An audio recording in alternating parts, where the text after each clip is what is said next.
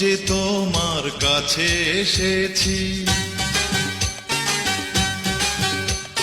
প্রিয় থেকে প্রিয়তম হয়েছি। এই তো আমার ছিল